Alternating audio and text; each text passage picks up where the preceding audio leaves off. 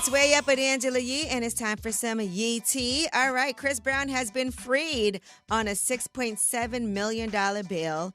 That is ahead of his assault trial. Now, just to give you guys some details, he is now free to start his UK and Ireland tour that starts in Manchester on June 15th. But he's accused of causing grievous bodily harm by throwing a tequila bottle in a nightclub. This happened in Manchester in 2023. Now, the person that he's accused of doing this to is Abraham Abe Dial, and he is a music executive. He's a producer based in Florence, Italy. He calls himself the boss of Florence, Italy nightlife on his Facebook profile. He does PR for different clubs as well. He also owns his own label. And he said he's known Chris Brown for the past few years, and what should have been another night in his life resulted in his hospitalization. The allegations against Chris Brown are that they had an altercation and that Chris Brown inflicted severe and lasting injuries, hit him with a bottle of 1942, ruthlessly stomped on him, kicked at the back of his neck and knocked him out cold for some time. He was then hospitalized and left the hospital on crutches after reportedly suffering lacerations on his head and torn ligaments in his leg. He also says that Chris Brown has caused emotional distress, damaged his professional reputation, and won $16 million. Now, Chris Brown is facing up to 16 years of imprisonment if found guilty. Word on the street is that he is going to try and get a plea deal in this situation. So that is both sides of what's happening. And Fat Joe had some things to say because he does feel like Chris Brown is being conspired against. Here's what he said.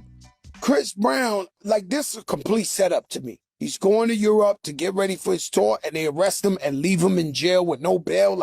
He killed somebody, man. He said he hit a music producer with a bottle. Where's the video?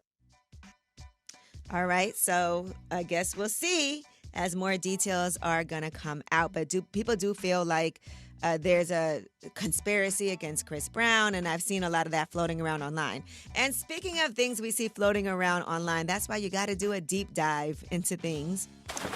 Rod Wave, he was arrested in Georgia on 13 felony charges, including assault, firearm possession, and property damage, and he was released on bond, $50,000 bond, after this incident that happened in April, April 21st to be exact, and he's being charged for that. But I saw some details around this, and people were saying it involved a woman. Then when I did a little search, said that he shot at his girlfriend's G-Wagon.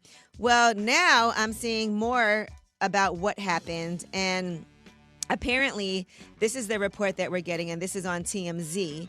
They said Rod Wave was visiting his place April 21st with his realtors and other associates after it had been burglarized. And he and one of his associates got into a verbal argument as they were carrying out items. And that's when that pistol was pulled and fired. He allegedly fired 14 rounds in total, 11 which hit his associate's G-Wagon, 1 struck his 2022 Rolls Royce, and 1 hit the wall of his residence. The final round has not been located. And so the assault and the actions by Rod Wave broke his active bond order. That was from a 2020 battery incident, so that's why there was a warrant for his arrest.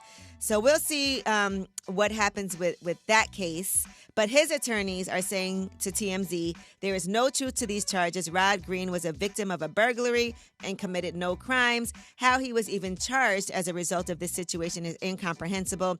This will absolutely be resolved favorably to Mr. Greene. All right, well, that is your Yee tea, all of the updates. That's why we do these deep dives.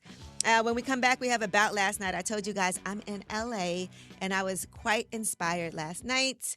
And we won a Gracie. We'll tell you about it. It's way up.